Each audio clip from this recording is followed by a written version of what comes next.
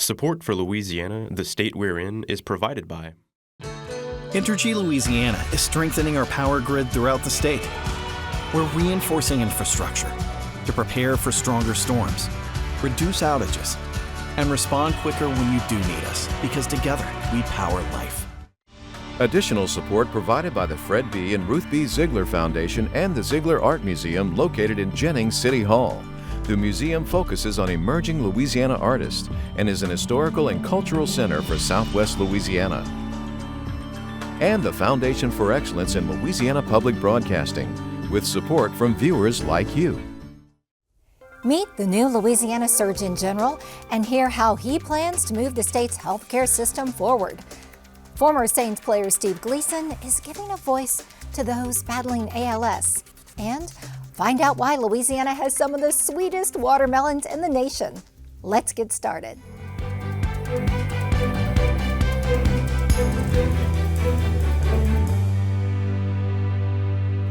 Hello everyone, I'm Karen LeBlanc.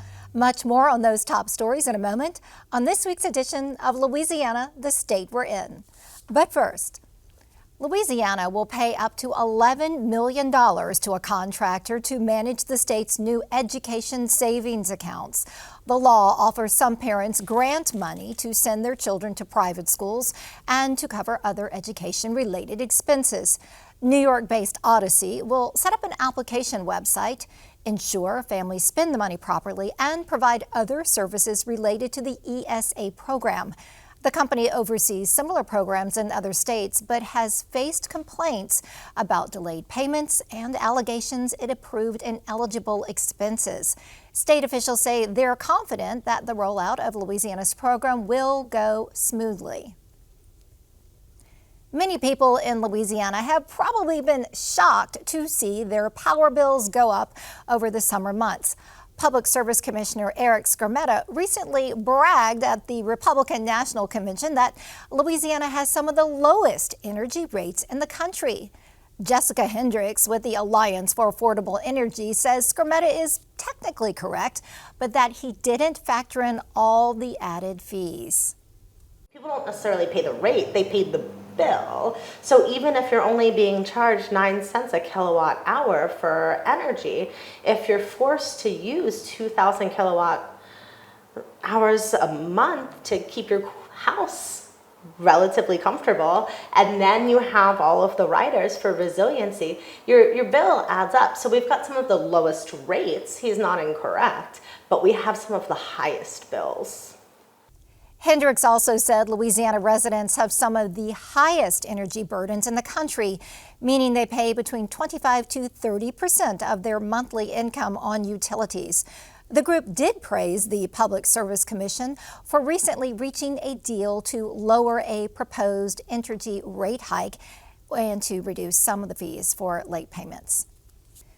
A Baton Rouge woman took to the stage this week at the Democratic National Convention in Chicago.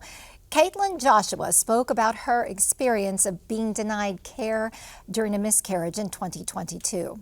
No woman should experience what I endured, but too many have. They write to me saying, "What happened to you happened to me." Sometimes they're miscarrying, scared to tell anyone, even their doctors.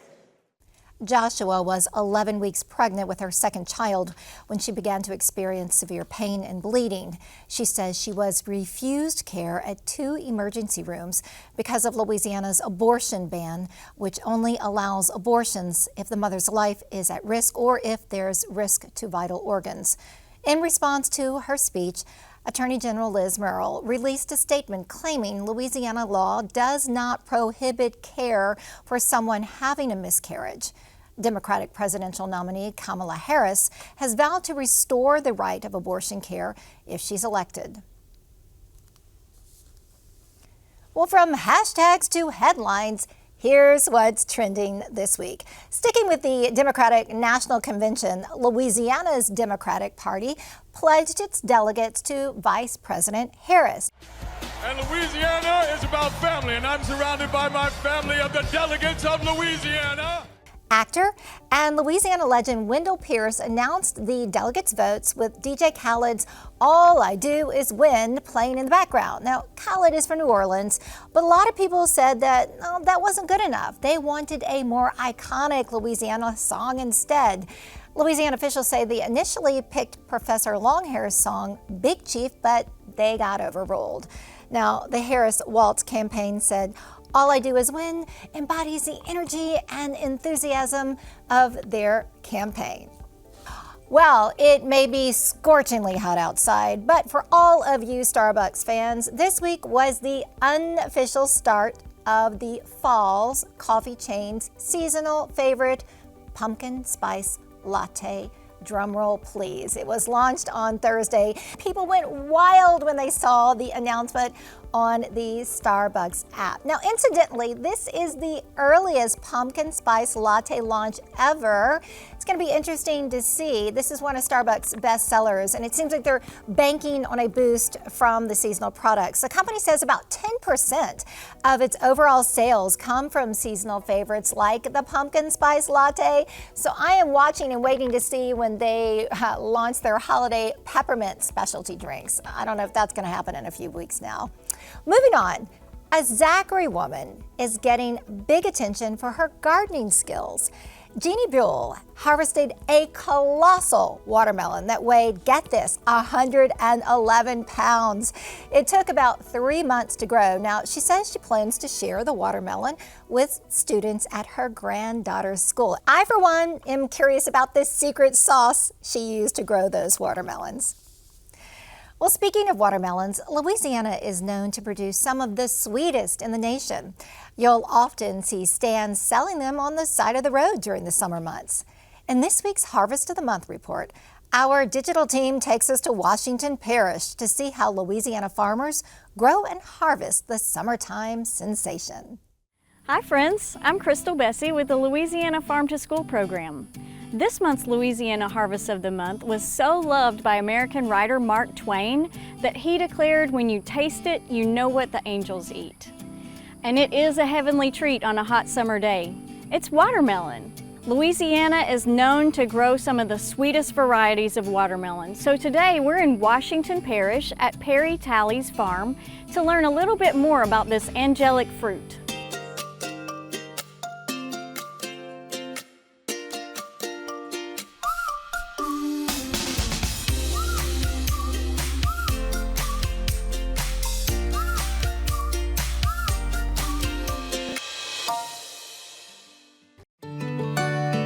Watermelons are members of the cucurbita family of gourds that include other culinary vegetables like cucumbers, squash, and pumpkin.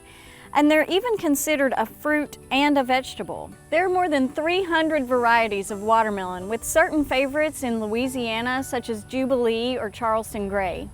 But more than variety, the region where watermelon grow and soil quality play a huge role in creating the most perfect, sweetest watermelon.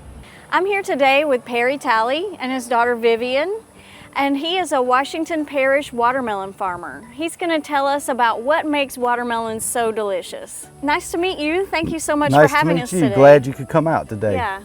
Can you tell me a little bit about your farm and how you got into farming? Well, we're a wholesale operation. It has evolved over decades. I can remember my grandfather going out with a hoe and a nail apron to plant seed by hand. Thank goodness we've come a long way since then. For years we have grown watermelons here in Washington Parish. We are Washington Parish natives. Part of what makes a Washington Parish melon so great is the soil, the climate. The varieties have a lot to do with it, and I believe the people have a lot to do with it too. So that's right. You got to have that love for growing watermelons. That's it. Yeah.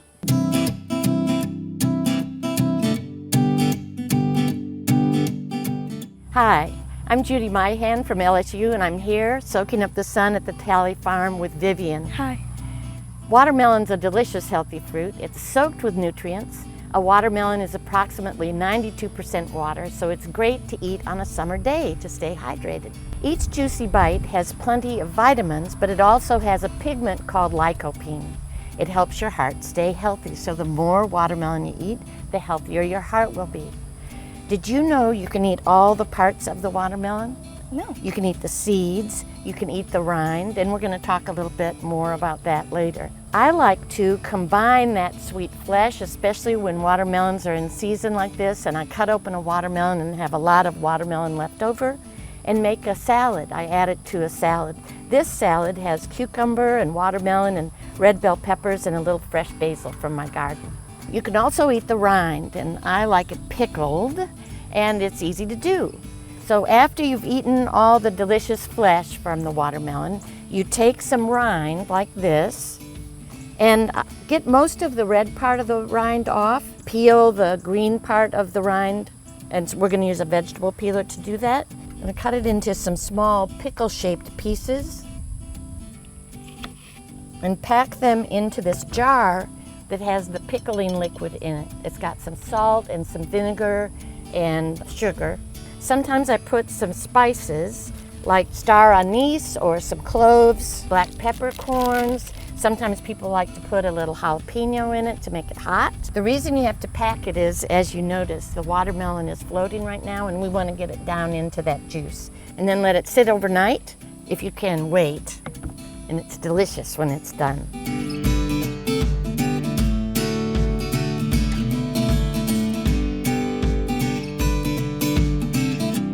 Today we're going to maximize our lycopene intake with a cool smoothie. So these are some frozen strawberries. We're just going to fill this about halfway full. We're going to top it with about the same amount.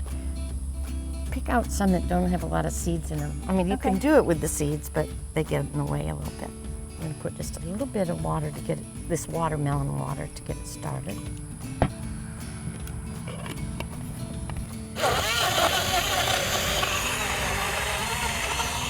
Is that cool?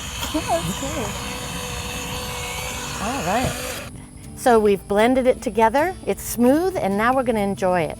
The watermelon's so sweet that you don't need to add any sugar to it. And it's really warm here this morning. Would you like to try this? Yeah. Okay, great. Give it a taste. Oh, this is really good. Is it? Oh, very good. And cool and refreshing. Those frozen strawberries gave it another little tang, you think? Yeah. So now that I have all this watermelon, how should I store it? Should I store it in the refrigerator?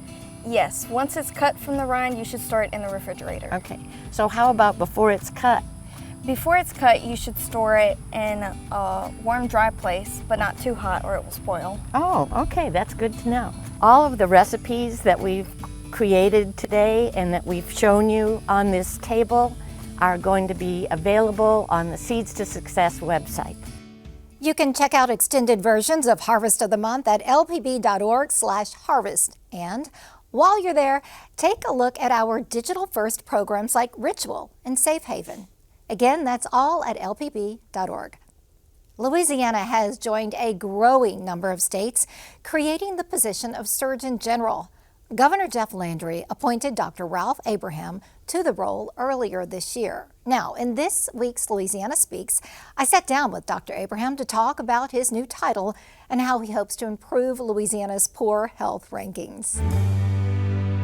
I am joined by Louisiana's newly appointed Surgeon General, Dr. Ralph Abraham. Thank you so much for joining us here in studios. Glad to be here. So viewers, this is a new role that was created, and I think the first question that viewers want to know is what exactly does Louisiana Surgeon General do? When Governor Landry got elected, he envisioned this role, teamed up with the legislature to create the role of Surgeon General. LDH, the Louisiana Department of Health, is a large organization. Medicaid, water, public health.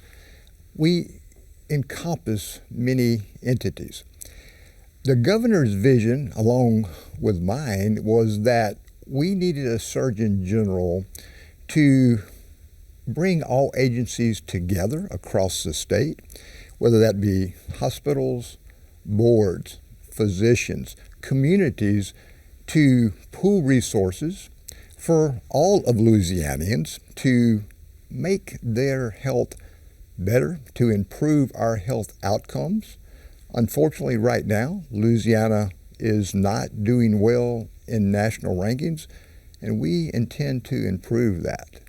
So let's talk about some tangible ways that you're going to come in and do that. Right. We need our people healthier. My job as Surgeon General is to find the means to make that happen. We just came from a huge meeting of Louisiana doctors, met with them, got their input. We've had many meetings with our hospital systems. What are their best practices? They all have areas that they are experts in.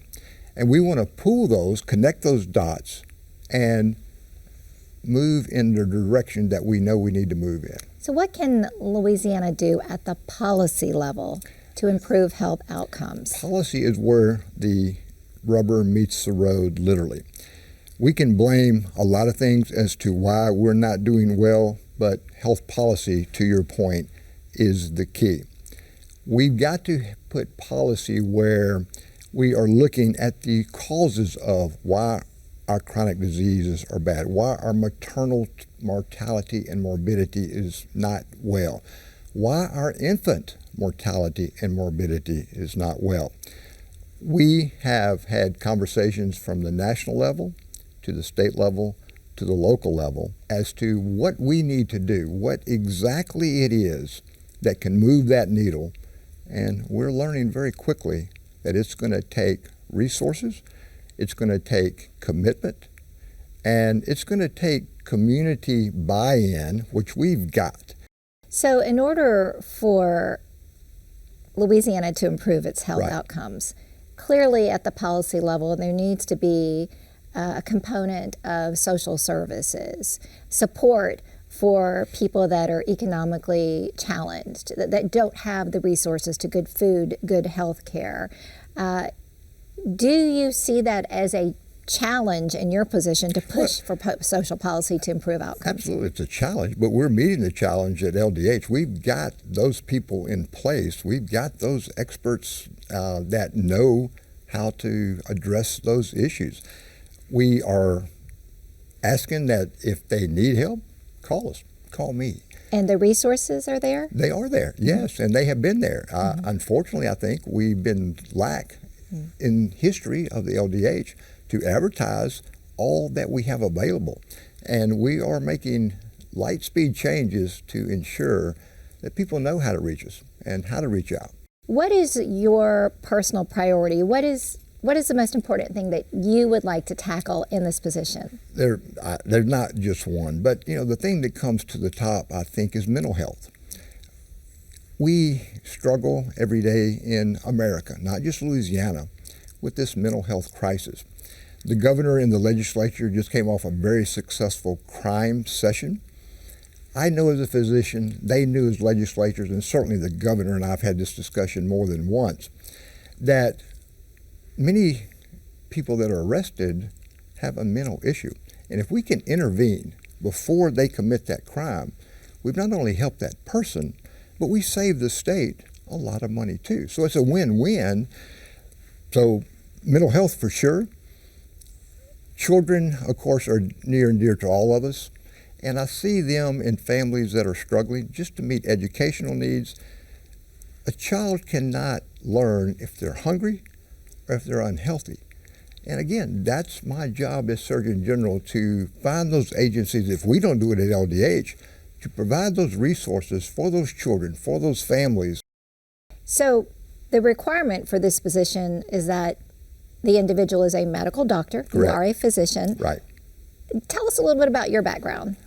I grew up in rural Louisiana. It's still where I live. I grew up as a boy there.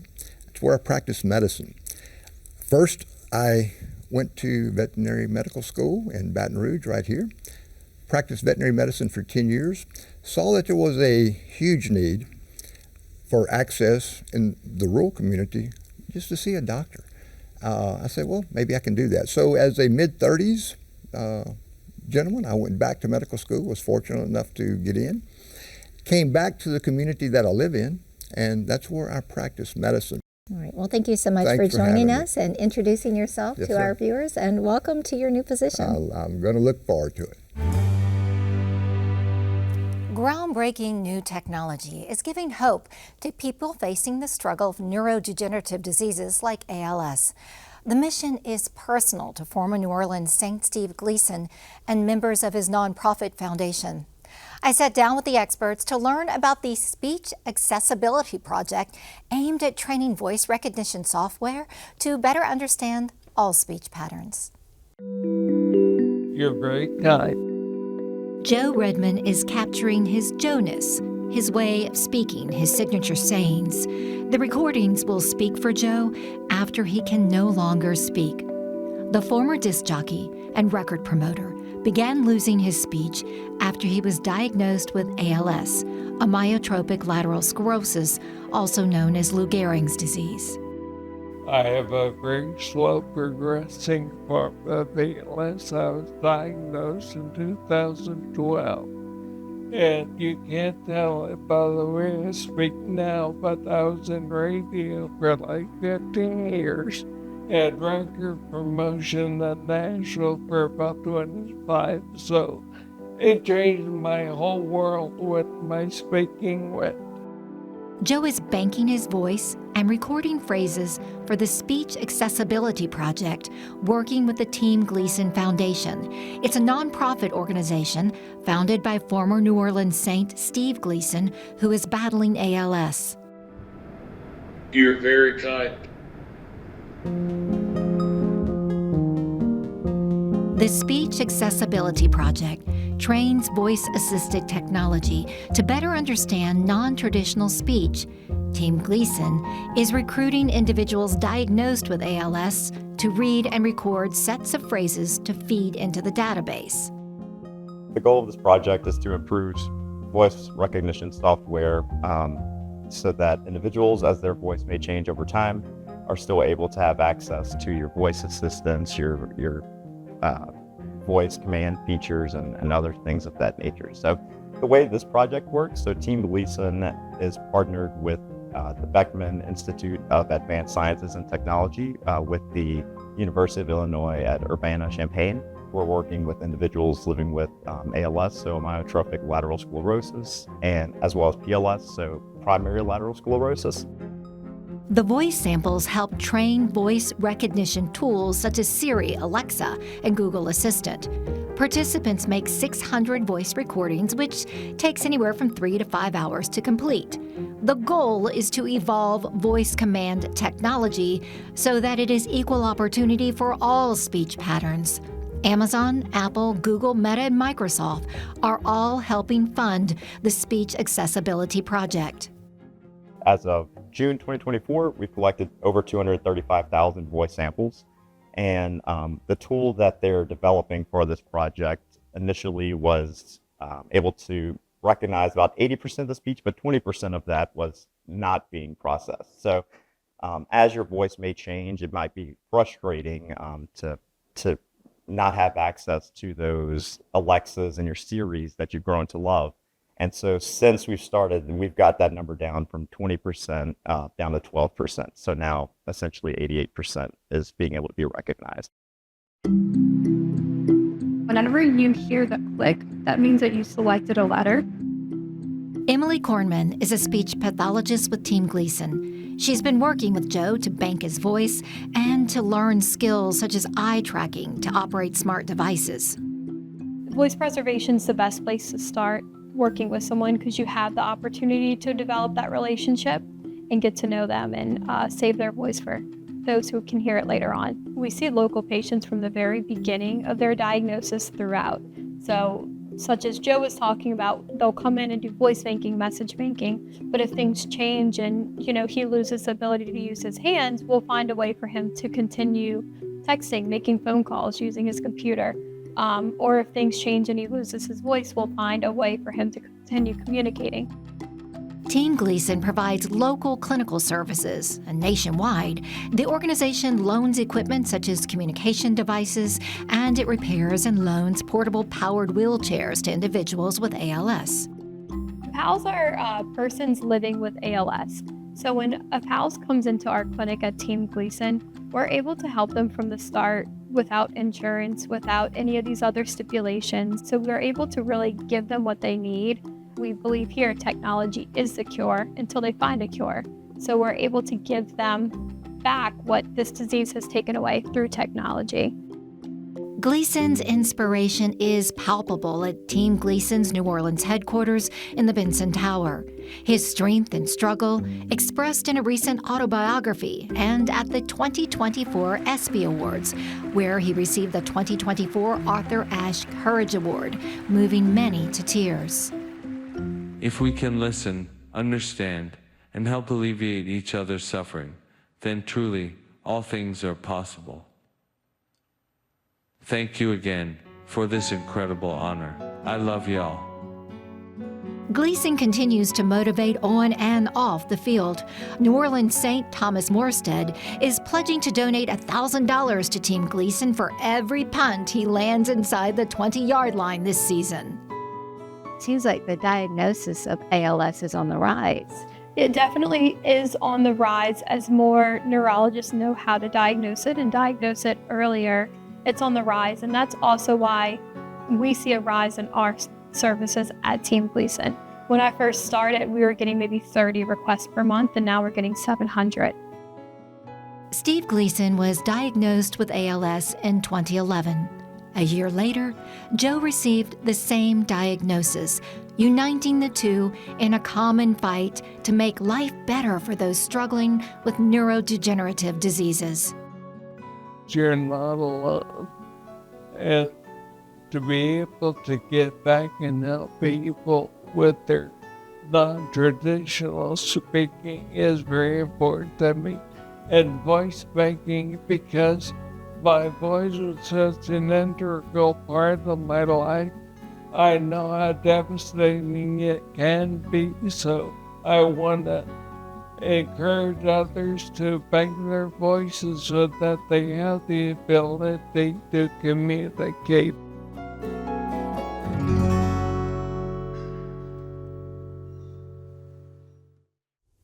That's our show for this week. Remember, you can watch anything LPB anytime wherever you are with our LPB app.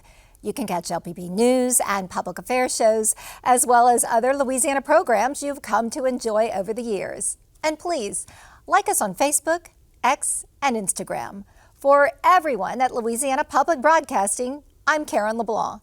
Until next time, that's the state we're in.